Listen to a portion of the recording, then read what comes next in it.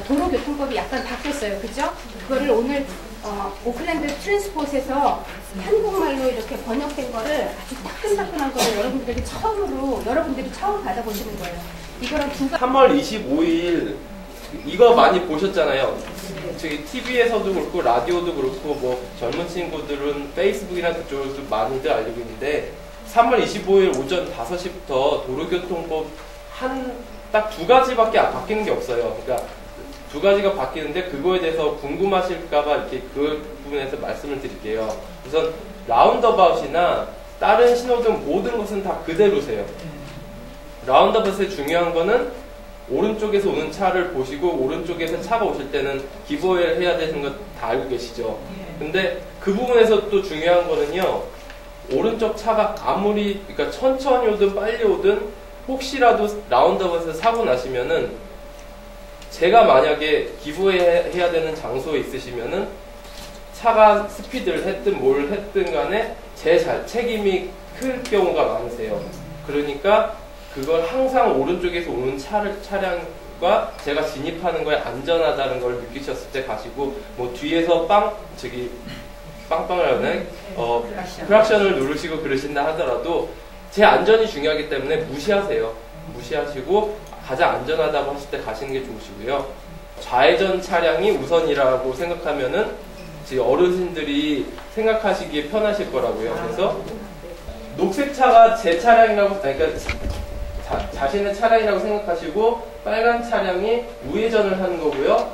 저는 좌회전을 하는 거예요. 옛날 같았을 경우에는 빨간 차가 먼저 갔었겠죠. 근데 이제는 제가 좌회전을 하니까 좌회전 차량이 먼저 우선을 하시는 거예요. 그리고 똑같은 길인데요. 기브웨이 사인이 있어요. 기브웨이 사인이 있든 아무 사인이 없으시든 아니면은 스톱 사인이 있으시든 좌회전 차량이 우선이세요. 예. 근데 한 가지 조금 관심을 두셔야 되시는 게 저는 스톱 사인이에요. 근데 상대방은 스톱 사인이 아니라 기브웨이 사인이나 사인이 없는 상황이세요. 제가 좌회전을 하고 있어요. 그럴 때는 약간 생각을 조금 더 하셔야 돼요. 제가 좌회전이긴 하지만은 스톱 사인의 의미는 모든 차량에 다 양보를 하시고 서 계신데 양보를 하시고 가셔야 되기 때문에 스톱 사인이 제가 받은 상황에서는 앞에 오는 차량의 그러니까 차 길의 선이라든지 아니면 사인을 그거를 상기를 하시고 그 다음에 좌회전 하시는 게 좋으세요. 그럼 이 스톱 사인인데 무슨 이거는 양쪽 다 스톱 사인이 있는 상황이니까 좌회전 하시는 게 상관없으세요. 근데 이쪽 차량이 혹시라도 그럴 경우는 뉴질랜드 길에 그런 게 많진 않으세요. 근데 스톱 사인이 없는 상황에서 저는 좌회전을 해야 되고 이 차량은 뭐 우회전을 한 상황이다. 그럴 경우에는 스톱 사인이 가장 중요하시기 때문에 차를 먼저 보내시고 이제 가시는 게 좋으시고요. 스톱 사인 있을 때 중요하신 게 꼭 스톱을 하셔야 돼요.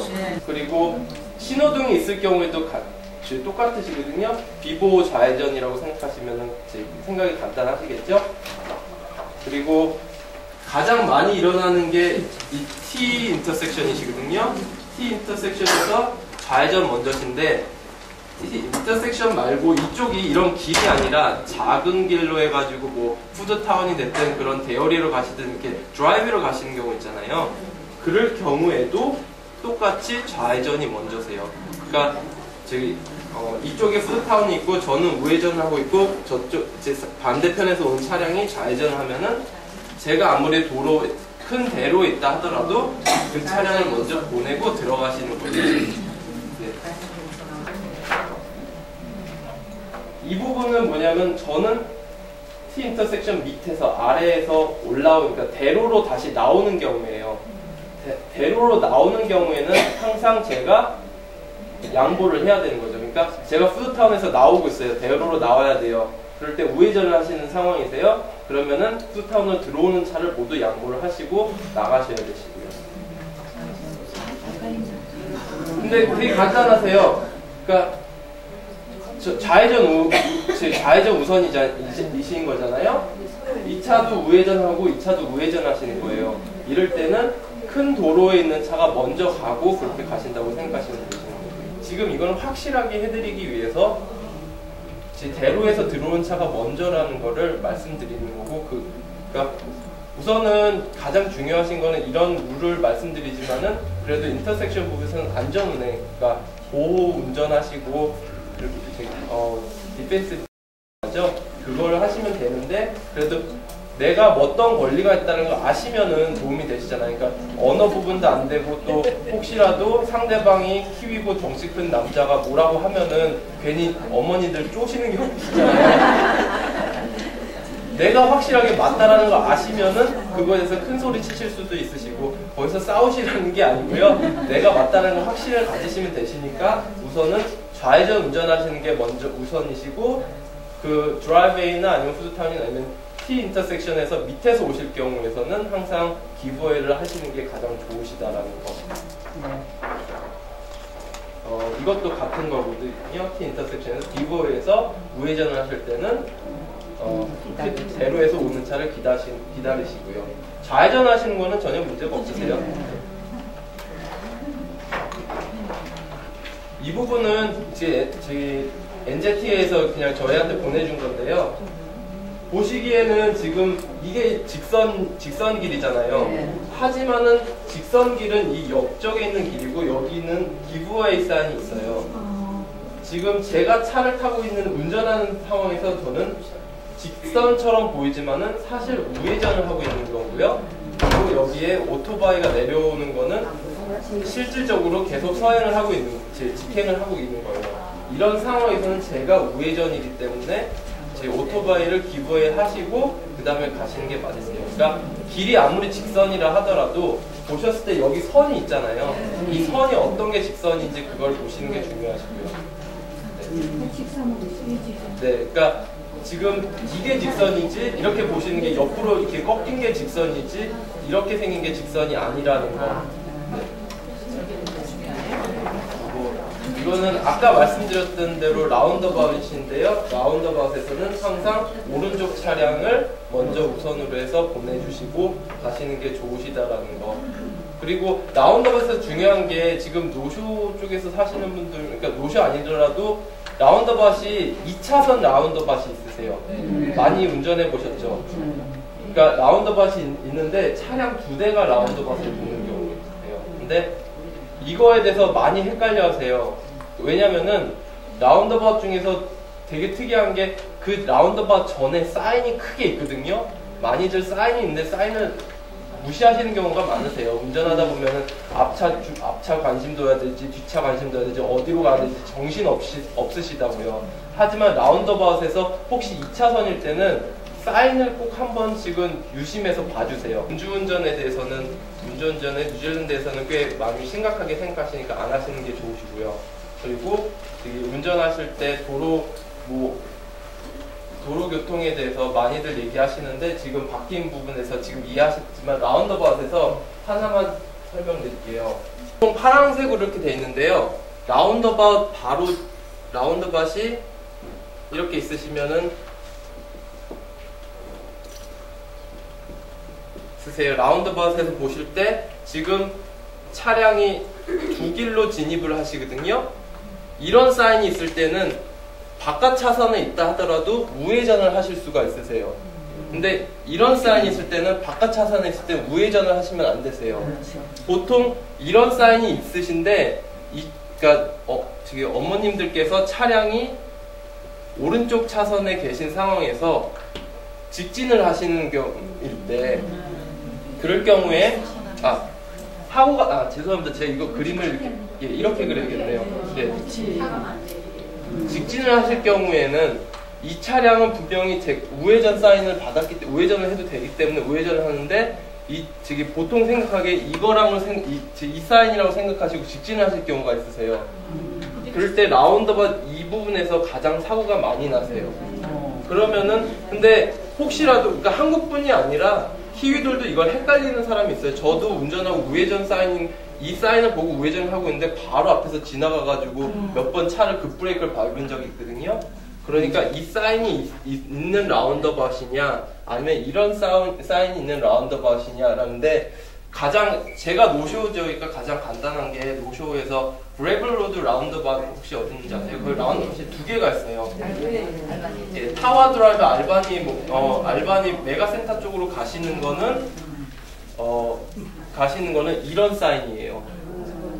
그런데 그레블에서 시내로 가는 사인은 이 사인이에요. 그래서 시내로 가실 차량 그 바로 옆에 있는데 사인이 틀리기 때문에 이쪽 차량이 브레블에서 브랑스베이 쪽이죠. 그쪽으로 가시다가 사고를 많이 당하세요. 그러시니까 이 사인을 확실히 아시면은 혹시 라운드바에서 이런 게서 사고가 나셨을 때는 우선 뭐 자잘못을 얘기하는 상황이시면은 이 사인을 확인을 하시는 게 가장 좋으세요. 그러니까 제가 당사자가 보셨을 때 내가 맞다라면 사인을 보고 이건 당신이 잘못하셨습니다 라고 얘기하실 수가 있으시고요. 혹시라도 사고가 나셨으면은 가장 중요하신 게 증인을 확보하시는 게 좋으세요. 영어가 안 되시고 그런 상황에서는 증인이 항상 되시고, 왜냐면은 증인이 없으시면은 그 사람과 제 말과의 언쟁이기 때문에 다른 사람 뭐 인슈런스 어세서라든지 아니면 경찰 쪽에서 보기에는 증인 말이 가장 크거든요. 그러니까 증인을 항상 확보하시고 사진 찍으시고 그러시는 게 좋으세요. 규칙적인 그거는 서로 간의 약속인 부분이에요. 그러니까 제가 우회전을 하는 입장에서 보통 차가 들어가실 때 라운드업에 들어가시면서 우회전 깜빡이를 신호를 하시다가 나오시면서 좌회전 깜빡이를 해야 되냐라고 말씀하시는 거잖아요. 보통 그거와 그리고 직진을 하실 때 우회전 깜빡이를 하시다가 나가시면서 좌회전 깜빡이 그 두 가지가 있는데 그거는 그냥 약속인 거예요. 내가 나가면서 그러니까 나간다라는 걸 표현하시는 게 여기서 그러니까 크로스 라운드밭일 경우에는 좀 쉬우신데 라운드밭이 막 길이 여러 개 있어요. 그럴 경우에는 상대방 정말 바쁘신 바쁘신 길일 때 저 차가 지금 들어가려고 하는 눈치 보냐고 바쁘시다고요. 그렇기 때문에 내가 저기서 들어간다는 상대방한테 그러니까 난 일로 들어간다라는 그런 거기 때문에 그걸 안 하신다고 해서 뭐 벌금을 받는다든지 그런 건 없는데 그렇게 하시면은 서로 간에 도우고 사고를 예방하는 것 중에 하나이니까요. 그러니까 직접적으로 느끼시기에 이게 왜 심각하냐면 우선 보험을 들고 계시잖아요. 자동차 보험이요.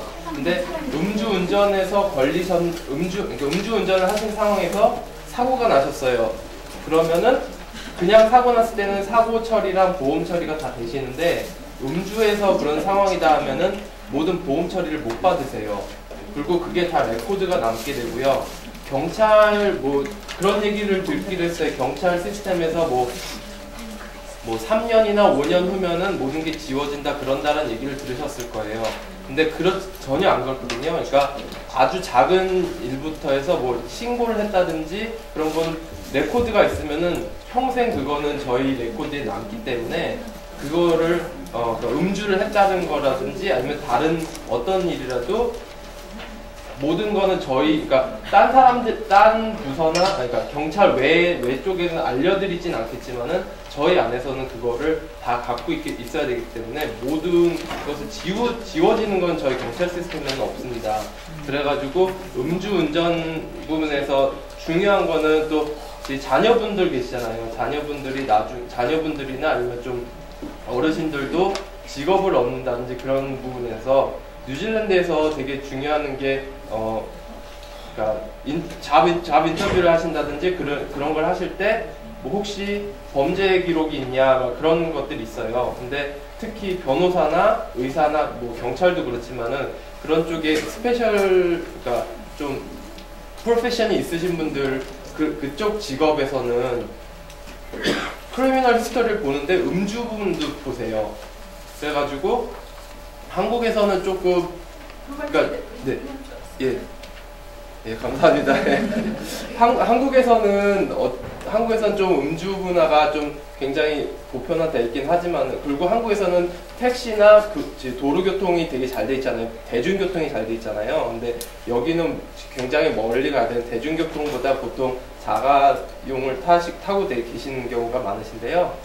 근데 그래도 음주운전 부분에 대해서는 혹시 자녀분이시나 아니면 친구분이시나 아니면 혹시 제 남편분께서 바깥에서 이제 약주를 하셨다든지 그러셨을 경우에는 그거의 경각심을 이렇게 꼭 얘기하시는 게 좋으세요. 그러니까 우선은 음주에 한 번 걸리셨다든지 두 번 걸리셨을 때까지는 보통 파인이, 그러니까 뭐 벌칙금이라든지 그런 걸로 끝나실 경우가 있는데 세 번째부터는 얘기가 틀려져요.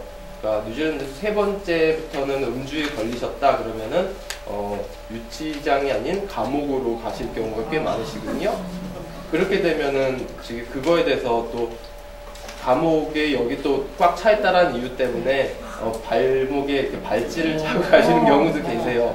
그런 것도 있기 때문에 괜히 불편함을 있으시니까 음주 운전에 대해서는 웬만하면 안 하시는 게 좋으시다라고 말씀드리고 싶고요. 그리고 혹시라도 바깥에 나가셔서 운전을 차를 가지고 가셨고 약주를 조금 하셨어요. 근데 확실하게 내가 운전을 해야 될지 안 해야 될지 모를 때는 가장 좋은 게 차를 놓고 가시는 게 좋으신데 시간도 있으시고 잠시 쉬었다 가면 되겠다. 그러니까 뭐 한두 잔밖에 안 마셨는데 그래도 혹시 모르니까 좀 차 안에서 그러니까 날도 춥고 비가 오고 뭐 그래서 차 안에서 쉬었다 가면 좋겠다는 생각에 차에서 기다리고 계세요. 그럴 경우에는 가능하시면은 좀 이거는 저만의 좀 노하우라고 하면 되는데요. 운전석 말고 저희 패신저, 그러니까 저희 조수석이죠. 그쪽에 앉아서 쉬시는 게 좋으세요. 왜냐면은 운전석에서 타고 계세요. 근데 혹시라도 경찰이 딱 봤을 때 분명 술집에서 저분이 나오셔서 차를 타셨어요. 운전석에 딱 타셨어요. 경찰이 보기에는 아, 저 사람이 운전을 하려고 하는 행위를 했다라고 해서 음주 체크를 하실 수가 있는 경찰의 권리가 있어요. 그래서 이게 나는 운전을 할 생각이 없이 잠시 쉬려고 했다라고 하지만 음주 운전을 하려는 것처럼 보였다기 때문에 음주 체크를 할 수 있는 권리가 있고, 그래가지고 혹시라도 리밋이 넘게 나오셨으면은 어떻게 보면 의사소통 그런 것도 힘드시고 그런 상황에서 표현을 하시다 보면은 그러니까 drink driving이 아니라 attempt to drink driving이라고 해가지고 그런 법적인 제한이 있거든요. 그럴 경우에는 뭐 예를 들어서 제가 파인을 6,000불을 받아야 된다 그러면은 3,000불을 줄어드는 그런 계산법이 있긴 있지만은 그 계산법을 다 옆으로 밀어놓고요. 가장 안전한 게 운전자석에서 쉬시는 것보다는 옆좌석이나 아니면 뒷좌석에서 쉬셨다가 이렇게 가시는 게 가장 좋으실 것 같다는 거를 그게 도움이 되실 것 같아서 그걸 말씀드리고 싶더라고요. 제 얘기 들어주셔서 정말 감사합니다. ACC에서요 사고 통계가 나오거든요. 그러니까 여러분들이 한 번 사고를 당할 때마다 할 때마다 통계가 들어가요. 그러면은 아시안인지 키위인지 이런 에스닉 그룹이 나오거든요. 여러분들이 조심하고 또 조심해서 이 땅에 그 안전사고에 대한 그런 것들을 없이 한다면 우리가 먼저 그렇다라고 하면 이 사람들이 일단은 우리에게 주의를 갖는 것을 조금 피하겠죠. 그런데 우리가 사고가 많이 나고 거기에 많이 인식이 돼 있으면 일단 작은 것이라도 우리는 주의의 대상이 돼요. 그러니까 ACC에서 얘기하는 사고는 우리가 방지할 수 있다라고 아예 규정을 내렸어요. 그래서 첫째도 예방, 둘째도 안전, 셋째도 안전. 그래서 음주운전 같은 경우요, 유스 아이들에게 운전면허증 가지고 있는 아이들에게 똑같이 알코올 그 퍼센테이지를 적용했었는데 지금 유스 아이들에게는 아예 그냥 알코올은 아예 입에도 되지 못하는 그런 규정이 돼 있거든요. 그러니까 여러분들 주변에도 볼파티나 아이들 파티할 때 약간의 맥주들 이렇게 마시고 그러는 거 알고 있는데 그런 것들도 여러분들 우리 부모된 입장으로서 먼저 알고 아이들에게 이렇게 가르쳐줄 수 있는 여러분들이 되었으면 좋겠습니다. 감사드리고요. 제일 먼저 한국인 최고, 첫째도 안전, 둘째도 안전, 셋째도 안전. 이 땅에 사는 우리 아이들에게 줄 수 있는 저희들의 기본 의무라고 생각합니다. 감사합니다.